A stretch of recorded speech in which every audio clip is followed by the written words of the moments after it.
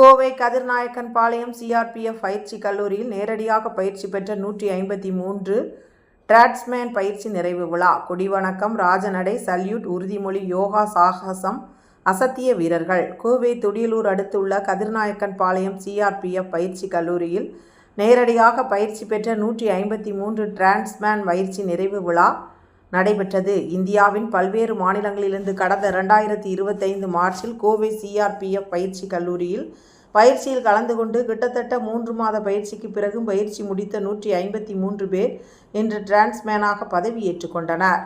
இவர்கள் படைத்துறைக்கான உதவி வேலைகள் செய்யும் நபராகவும், சமையல் வேலை மற்றும் சமையல் வேலையில் உதவியாளர், மர இழைப்பவர், முடி திருத்துபவர், துணி துவைப்பவர், காலணிகள் உருவாக்குபவர், துணி தைப்பவர்கள் என சிஆர்பிஎஃப் அலுவலகங்கள் மற்றும் மத்திய அலுவலகங்களில் வேலை செய்பவர்கள் ஆவார்கள்.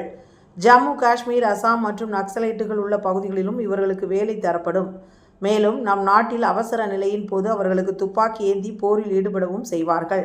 இதற்காக நடைபெற்ற விழாவில் சிறப்பு விருந்தினராக கோவை சிஆர்பிஎஃப் பயிற்சி கல்லூரியின் முதல்வர் மற்றும் ஐஜி லங்சிங்குக்கு கலந்து கொண்டு வீரர்களின் வணக்கம் மற்றும் அணிவகுப்பை ஏற்றுக்கொண்டார். தொடர்ந்து வீரர்கள் தேசிய கொடி, சிஆர்பிஎஃப் கொடிகளுக்கு சல்யூட் அடித்து தேசிய கீதத்திற்கு மரியாதை செய்தனர். பின்னர் அவர்கள் தங்களது கைகளை நீட்டி தேச நலத்திற்காக உறுதிமொழியை எடுத்துக்கொண்டனர். பேண்ட் வாத்தியங்களில் அசத்திய நிகழ்ச்சிக்கு பிறகு வீரர்கள் அணிவகுப்பு நடைபெற்றது. அதில் ஒரே மாதிரியான லெஃப்ட் ரைட் லெஃப்ட் என வீரர்கள் அணிவகுத்து வந்தது பார்ப்போரை வியப்பில் ஆழ்த்தியது. மேலும் முதல்வர் மற்றும் ஐஜி லாங்சிங்குக்கு best of best all rounder, best sports, best drill ஆகிய பிரிவுகளில் ரேங்க் அடிப்படையில் சிறந்த விளங்கிய 3 வீரர்களுக்கு கோப்பைகளை வழங்கி பாராட்டினார்.